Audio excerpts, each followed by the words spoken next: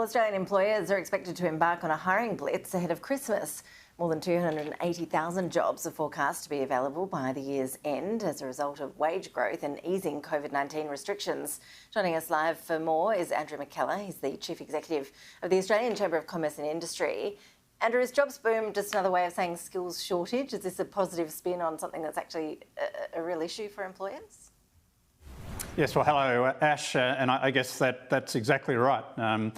We are facing one of the most critical job shortages, skill shortages around the labour market that we've seen really in the past 2 decades. It's a serious pressure point for business.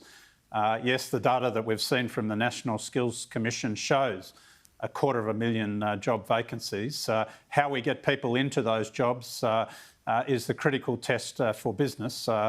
Obviously, we want to give Australians jobs who want them, but also part of the solution here is that we've got to open our international borders. Again, we've got to start bringing in skilled migrants, we've got to start bringing in working holiday makers, international students, tourists, fully vaccinated.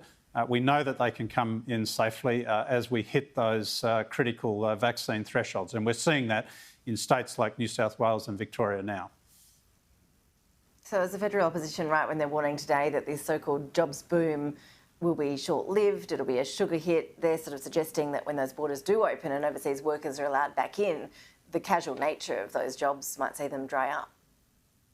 Oh, no, I don't think that's necessarily the case. I think here, you know, there is a lot of pent-up demand out there in the economy. Business has shown great resilience through the most recent series of restrictions. I think we're ready to get the economy moving again, but we do have some supply-side constraints. That is in goods and materials and in labour. We have to address those supply-side constraints if we're going to maximise the strength of the economic recovery and our economic growth potential going forward over the course of the next year. So I think the Australian economy is in a very good position, but we need to address these pressure points as soon as we can. When you talk about the borders reopening, I mean, we are seeing the Singapore bubble kicking off on Sunday. It's a good first move in terms of some tourism starting to happen again. I see that this week you've really gone into bat for the cruise industry as well. Where are we at with the plan for reigniting that industry? Could it really happen before year's end? And when you talk about pent-up demand, do you think demand is really even there for the cruising sector? Well, look, the tourism industry as a whole has been absolutely flattened throughout this pandemic. It's critical that we get that industry back on its feet. We need to have international tourists, if they're fully vaccinated, coming back into Australia, and we can do that safely. Certainly in markets like New South Wales and Victoria, we should move to that as soon as possible. The cruise industry is a vital part of that industry. It's a $5.2 billion industry. There's 18,000 jobs plus in that sector. It's been hammered. And look, there are 2 things that need to occur.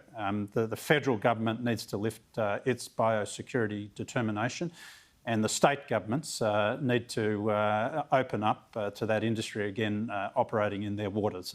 Those 2 things, we believe, can happen before Christmas. It can open up for fully vaccinated customers, and it will be a vital part of getting Australia's tourism industry back and going strongly again.